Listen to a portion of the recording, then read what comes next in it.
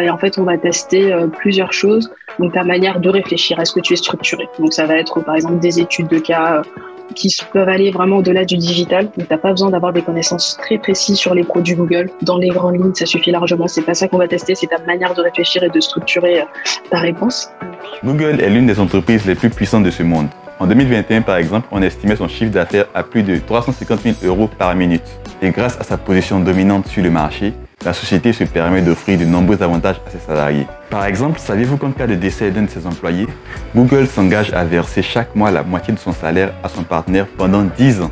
Enfin, vous l'aurez compris, aujourd'hui nous allons parler de Google avec Fatou Ndoye. Elle travaille chez Google depuis 3 ans et nous partage dans cet entretien tout ce qu'il faut savoir sur le processus de recrutement. Elle nous parle aussi de ses missions, de ses tâches ainsi que les salaires chez Google. Alors, c'est parti. Donc moi c'est Fatou, pour expliquer un petit peu mon parcours, j'ai fait un parcours un peu classique on va dire, j'ai fait un bac scientifique, puis j'ai fait 3 ans de classe préparatoire, donc 2 ans cursus classique plus une année en plus, et après j'ai intégré HEC Paris en 2015, et j'ai fini en 2019 et je me suis spécialisée en strategic management. Et tu as fait ta scolarité en France? Ouais, j'ai fait, la scolarité en France de mes 8 ans à aujourd'hui. Oui. En fait, je suis née en France, mais j'ai grandi au Sénégal, donc mes 3 ans à mes 8 ans. Donc un petit peu maternelle et début primaire. Et après, tout le reste de ma scolarité, c'était à Bordeaux. D'accord, ok. Tu y vas souvent au Sénégal? Régulièrement? Moins souvent que ce que je voudrais. Mais bon, là, j'y suis allée il y a 2 ans, pendant 2-3 semaines. Mais... Après, on va dire, je vis la double culture au quotidien. Donc, D'accord. Et du coup, comment est-ce que tu arrives à Google? Ouais. Alors, Google, une histoire assez drôle, on va dire. En fait, c'était une boîte que j'avais un petit peu en tête dans mon parcours. Je crois qu'on avait eu un électif à HEC, je me souviens absolument plus du nom. Mais du coup, on avait parlé un petit peu de la culture d'entreprise chez Google. C'est un peu un cours classique ou une étude de cas qu'on a assez régulièrement. Donc, j'avais un petit peu en tête. J'avais essayé de postuler en stage. Finalement, les dates correspondaient pas et j'avais pas pu faire un stage là-bas, donc j'avais un peu sorti de ma tête, surtout que la plupart des postes étaient à Dublin et c'est pas forcément un endroit qui m'intéressait. En fait, Dublin c'est le siège européen, donc c'est là qu'il y a la majorité de postes pour les jeunes diplômés. Et en fait, ce qui s'est passé, c'est que dans ma dernière année HEC, donc je préparais les cabinets de conseil. Ça n'a pas fonctionné de toute façon.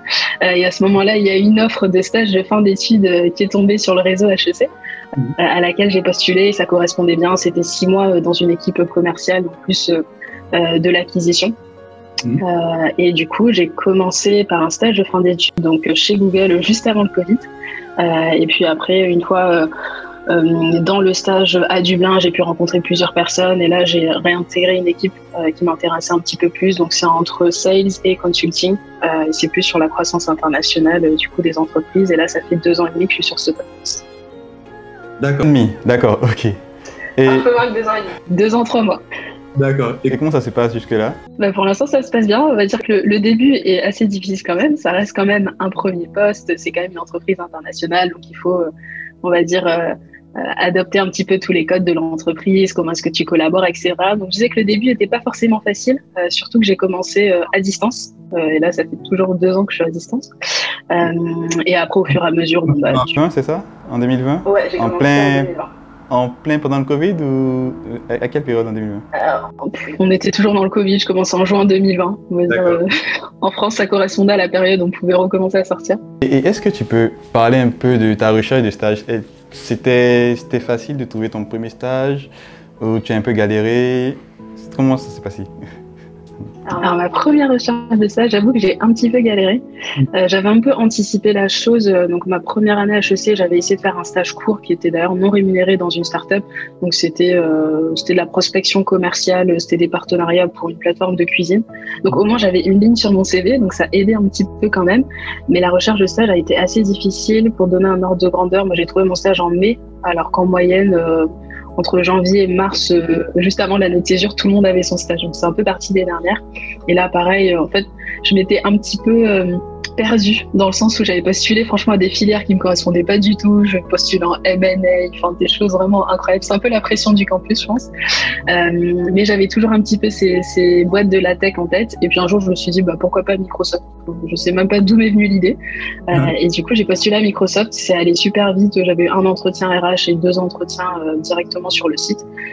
Et après, c'est passé. Donc, mon premier stage, du coup, c'était chez Microsoft à Issy-les-Moulineaux, toujours dans des équipes commerciales, mais chez Cloud. Ok, d'accord. Sur la partie Cloud. Tu as commencé chez Microsoft d'abord, avant d'arriver chez Google. Ouais. En fait, mon premier stage, c'était chez Microsoft. Après, j'ai fait Reckitt Benckiser en assistant chef de produit sur la marque Desktop. Et après, du coup, mon stage de fin d'études, donc après mon M2, c'était chez Google. Ok, donc du coup, ça c'est très intéressant. Est-ce que tu peux, par exemple, m'expliquer comment est-ce que se passe le process de recrutement? Enfin, déjà, comment s'est passé le tien? Et puis, comment il se passe de manière générale pour ceux qui veulent intégrer le poste que tu occupes en ce moment? Pour le poste que j'occupe en ce moment et pour la majorité des postes, en fait, la structure des entretiens, c'est un petit peu la même. Donc, tu envoies ton CV. Une fois que ton CV passe au screening, le CV est quand même une partie assez importante quand tu postules, de toute façon. Donc, il faut assez bien le construire parce que c'est là où tu as beaucoup de candidatures. Et une fois que tu passes ton screening au CV, donc tu as un premier entretien RH. Où en fait la personne va t'expliquer en détail quel type d'entretien tu vas avoir pour le type de poste. Parce que on y reviendra, mais en fait il y a énormément de postes chez Google. Donc moi c'était plus pour une équipe commerciale consulting, donc je savais que j'allais avoir quelques études de cas, parler de mes expériences passées. Et après en général tu peux avoir tu as un minimum 3 entretiens, voire plus, en fonction des équipes. Donc des fois des équipes vont vouloir te voir plusieurs fois, etc., mais en moyenne tu vas avoir 3 à 4 entretiens. Et en fait on va tester plusieurs choses. Donc ta manière de réfléchir, est-ce que tu es structuré? Donc ça va être par exemple des études de cas qui peuvent aller vraiment au-delà du digital. Donc t'as pas besoin d'avoir des connaissances très précises sur les produits Google. Dans les grandes lignes, ça suffit largement. C'est pas ça qu'on va tester, c'est ta manière de réfléchir et de structurer ta réponse. Donc pour ceux qui sont en train de préparer les entretiens, tu as par exemple la méthode STAR, situation, task, action and result, qu'on connaît. La plupart des gens doivent connaître, mais par exemple, ça c'est vraiment quelque chose qui est attendu. On a une autre partie sur vraiment la connaissance du poste. Est-ce que tu t'es renseigné? Tu as parlé à des personnes de l'équipe, par exemple, ou sur LinkedIn, par exemple, on voit vraiment à quel point ce que tu es motivé et que tu sais aussi à quoi t'attendre. Et troisième, on teste un petit peu ta manière de travailler avec les autres, comment est-ce que tu collabores.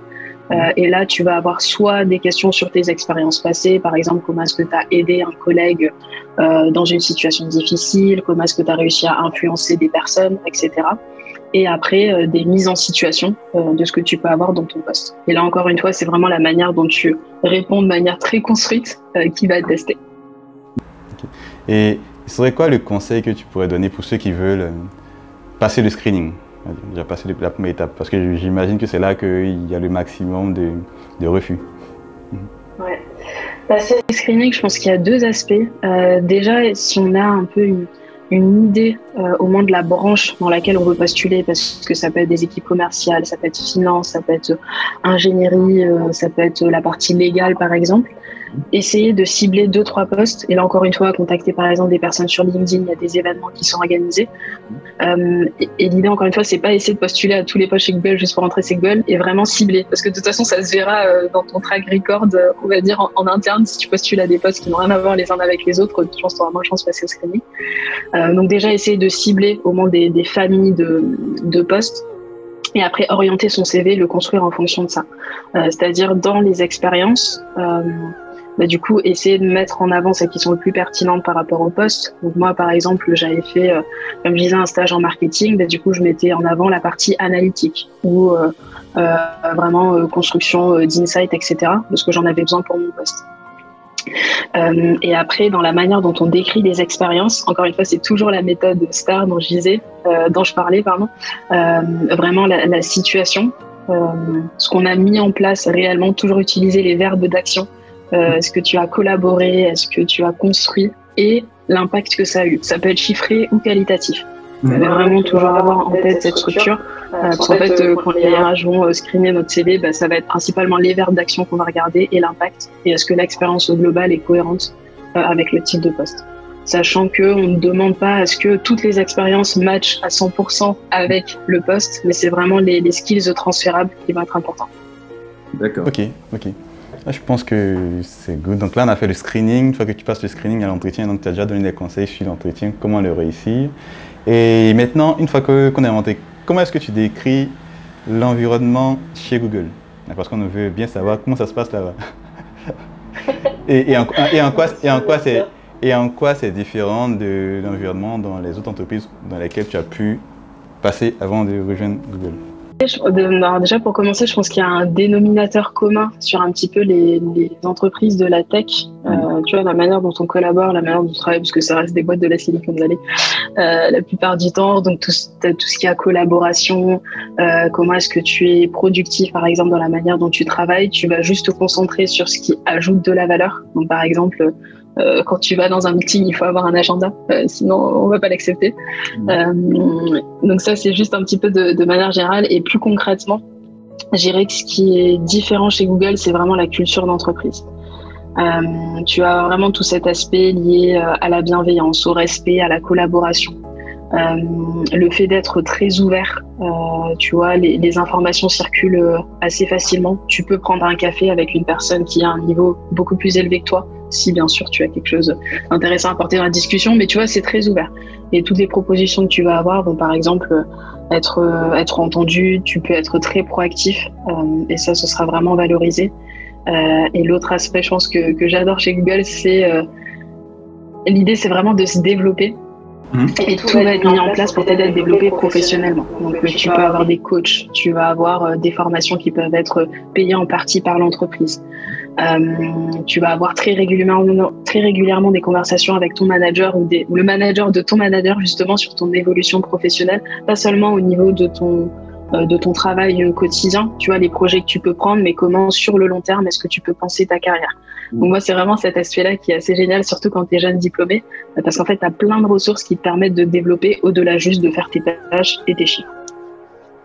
Et si on parle, par exemple, des équipes, c'est quoi la structure des équipes? Tu vas avoir des grandes familles de métiers. Donc tu as par exemple la partie ingénieur. Où là, du coup, c'est des process spécifiques, je ne connais pas trop de toute façon.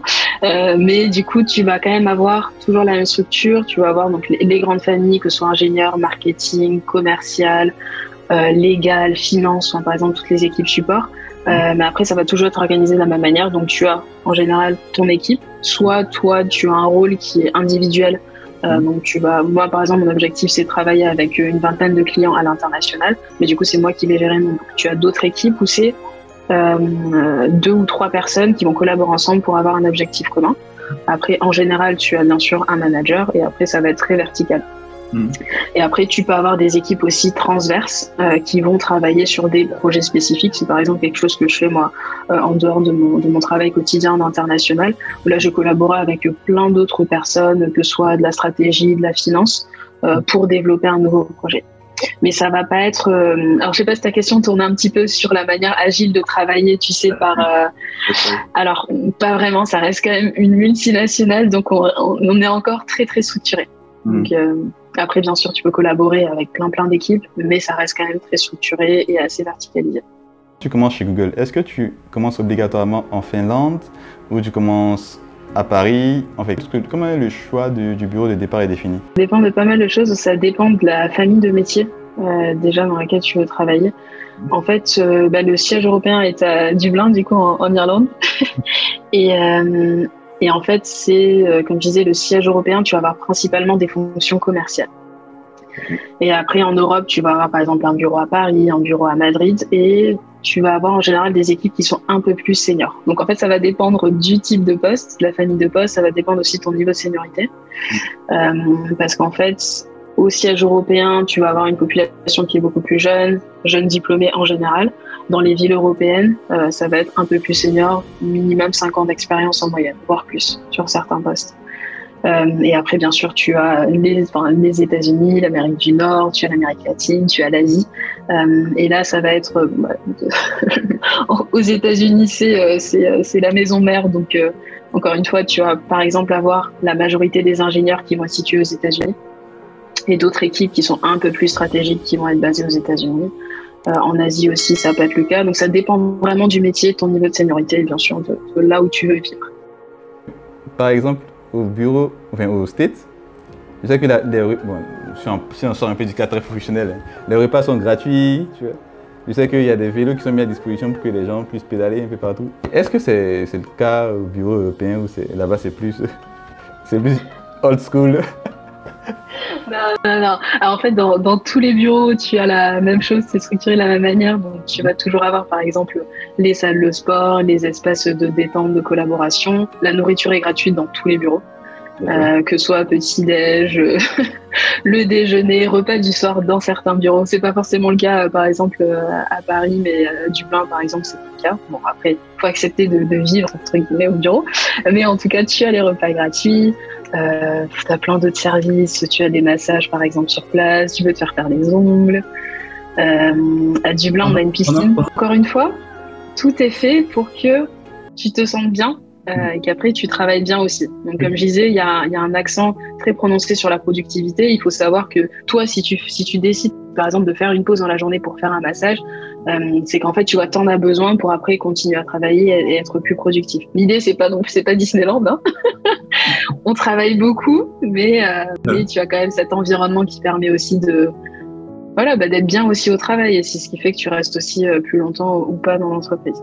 D'accord. C'est quoi tes horaires de travail en général? Alors, en moyenne, encore une fois, ça dépend après des équipes. Moi, en moyenne, je fais 9h, 18h, 19h, avec une pause d'1 heure le midi. En fait, la moyenne, c'est quand même une pause de déjeuner, 1 heure de pause déjeuner le midi. En général, tu commences à 8h30, 18h, 18h30 en général, c'est fini. Si tu restes vraiment jusqu'à 22h, en fait, c'est qu'il y a quelque chose qui ne va pas. Soit tu te focalises pas sur les bonnes choses, soit tu as pris trop de projets, tu travailles trop. La productivité, encore une fois, c'est important. D'accord. Et ce serait quoi, si tu dois me décrire ce que tu fais dans une journée, c'est-à-dire de 9h jusqu'à 18h, ce serait quoi? Oui, dans les grandes lignes.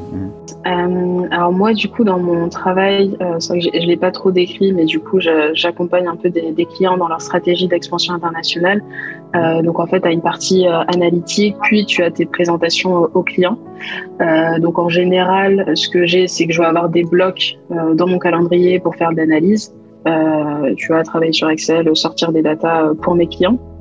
Après, je vais avoir en moyenne 3-4 meetings par semaine d'1 heure pour justement discuter des insights avec les clients, faire des recommandations. Et après, tu as tous tes meetings internes, ton meeting avec ton manager chaque semaine, ta réunion d'équipe. Et si tu travailles sur des projets annexes, tu as aussi des meetings en plus pour collaborer avec les personnes. À quel moment tu travailles?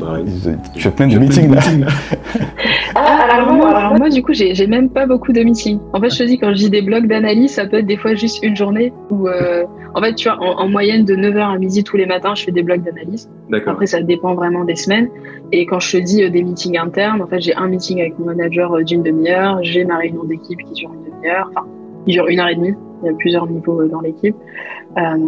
Et après, si tu collabores avec d'autres personnes, en moyenne, tu as des meetings d'une demi-heure par-ci par-là. Mais moi, dans mon métier, j'ai pas beaucoup de meetings. Quand tu es, par exemple, dans une équipe commerciale, tu vas avoir des meetings quasiment toute la journée, de 9h à 17h. Après, bien sûr, tu as le temps aussi pour préparer des présentations, etc. Mais ça dépend, pour le coup, vraiment du métier que tu fais. Le nombre de meetings versus ce que tu fais dans ton coin, etc. D'accord. Qu'est-ce qui te plaît le plus chez Google? Dans ton job et chez Google en général? Dans mon job, ce qui me plaît, c'est que pour le coup, je travaille avec des boîtes qui sont super intéressantes. Je travaille même avec quelques licornes sur le marché français. Et ça, pour le coup, c'est hyper valorisant. Quand tu construis leur stratégie à l'international, tu parles avec des personnes très seniors. Côté client, en général, je vais parler à des CMO. Sur quelques boîtes, je peux avoir des CEO. Donc, pour le coup, c'est assez cool. Et du coup, c'est des projets qui sont assez stratégiques dans le sens où tu vas parler de Google Ads et de l'activation, par exemple, sur YouTube, etc. Mais tu vas aussi parler de leur transformation en interne, sur, par exemple, leur setup logistique, comment est-ce que tu vas prioriser les pays sur lesquels tu vas entrer. Donc, du coup, c'est une vision assez long terme. Donc, ça, pour le coup, c'est hyper intéressant et assez formateur.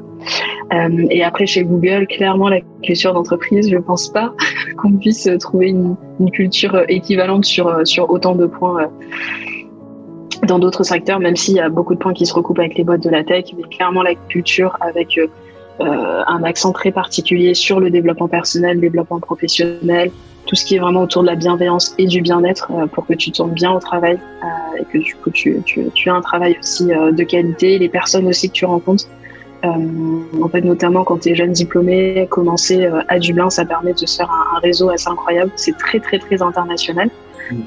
Avec des personnes qui travaillent dans des univers très différents, des backgrounds aussi très différents. Donc ça, pour le coup, c'est aussi assez enrichissant. Je t'ai pas demandé, est-ce qu'on est obligé de faire des top écoles pour rentrer chez Google? Ouais. Là, j'ai deux niveaux de questions parce que je peux pas m'exprimer au niveau global de Google. Moi, ce que je vois en tout cas au niveau européen, c'est que l'accent n'est pas du tout mis sur l'école dans laquelle tu viens. Tu peux avoir des gens qui sortent des top écoles, mais en fait, je t'avoue que j'en ai pas rencontré énormément au final. En fait, ce qui est vraiment valorisé, c'est tes expériences et comme je disais, les skills que tu vas avoir. Donc, tu as vraiment des gens de tout niveau d'école, tout parcours. Enfin, c'est vraiment très, très large. Après, aux États-Unis, ça va être un peu différent. Tu vois, quand tu regardes quand même les profils, tu vas avoir pas mal d'Ivy League, etc. Mais je dirais que dans tous les cas, il faut tenter sa chance. Et l'idée, c'est vraiment de mettre en avant ses expériences et bien bosser ses entretiens. Après, l'école, ça n'a aucune importance de toute façon. Après 2 ans, avoir eu ton diplôme. Donc, faut juste y aller, quoi. Et si on parle des avantages, des émoluments, on va dire. Des quoi? Des émoluments. Tu connais pas cette expression, hein? Ah non, pas du tout. Ok. Bon, en termes de rémunération, prétention salariale, comment est-ce que Google se positionne sur le marché à ce niveau-là? Alors, du coup, c'est géré de manière... Bon, je ne vais pas rentrer dans les détails de toute façon, mais de manière générale, c'est quand même assez compétitif. C'est assez aligné avec ce qu'on peut voir en fait, dans l'univers de la tech. Même quand on est jeune diplômé, c'est vraiment compétitif. Et après, en fait, ton salaire va dépendre, un peu comme partout, gérer ton niveau de seniorité et du niveau d'expérience que tu as. Donc, quand tu es jeune diplômé, tu vas pas avoir le même salaire que quelqu'un qui a 5 ans d'expérience, bien sûr. Et quand tu es dans des équipes commerciales, tu vas avoir un système de bonus en plus.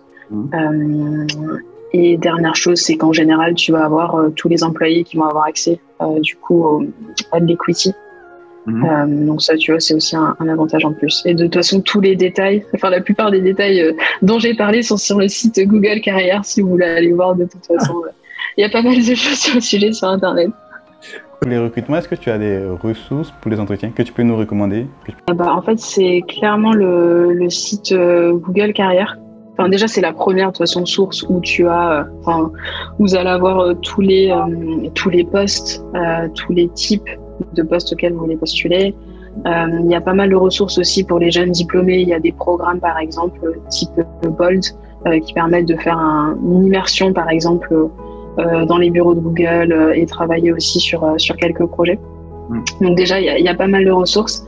Et après, pour les entretiens, le conseil, c'est que quand vous avez ciblé, par exemple, un type de poste ou une famille, ou même si vous voyez sur LinkedIn des personnes qui sont dans les équipes qui vous intéressent, n'hésitez pas à les contacter. Parce que je pense que c'est assez difficile de l'extérieur de vraiment... En fait, il y a plein de métiers qui sont différents et c'est assez difficile de comprendre l'intitulé juste sur la fiche de poste. Donc, n'hésitez pas à contacter les gens sur LinkedIn, prendre un café, même si c'est 10-15 minutes, juste pour comprendre concrètement à quoi correspond le poste. Et ça aidera vraiment à préparer les entretiens et les réussir.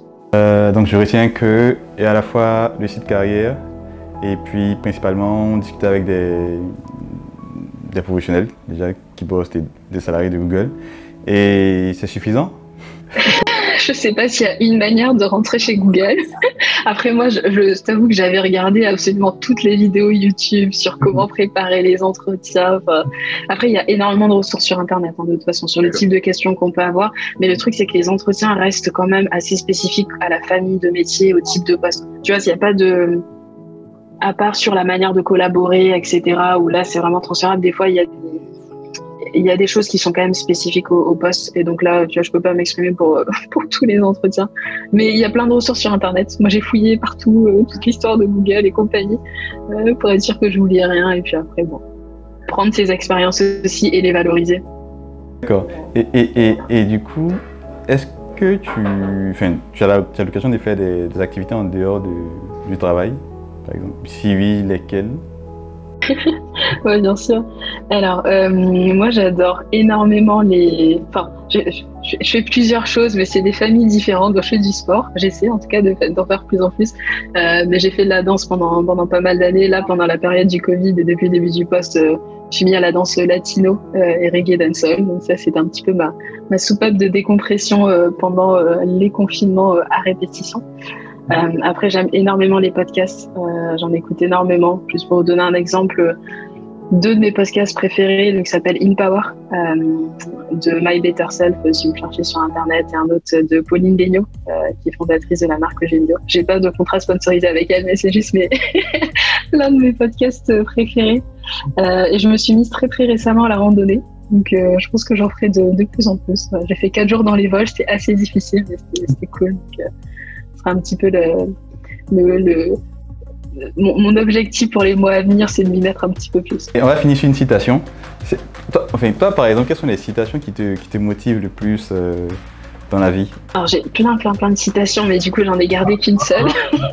On va citer 2 citations. Alors, j'en ai même pris qu'une seule. J'ai essayé d'en trouver une deuxième, mais je vais la donner en anglais, mais c'est What is meant for you will always find its way. En fait, c'est un petit peu, voilà, dans les moments difficiles, même quand vous préparez des entretiens, il faut se dire que des fois, si ça marche pas, en fait, c'est parce que c'était pas forcément fait pour vous aussi. Et que la bonne expérience, la bonne équipe, la bonne boîte finira par se présenter. Et je trouve que c'est valable aussi pour tout le reste dans la vie. Donc, c'est un petit peu le mantra. J'espère que cette vidéo vous a plu. Si c'est le cas, je suis sûr que vous allez aimer celle que j'ai faite avec Randolph Goré qui travaille à la Banque mondiale ou encore avec Désiré Kakou qui travaille en fusion-acquisition. Merci.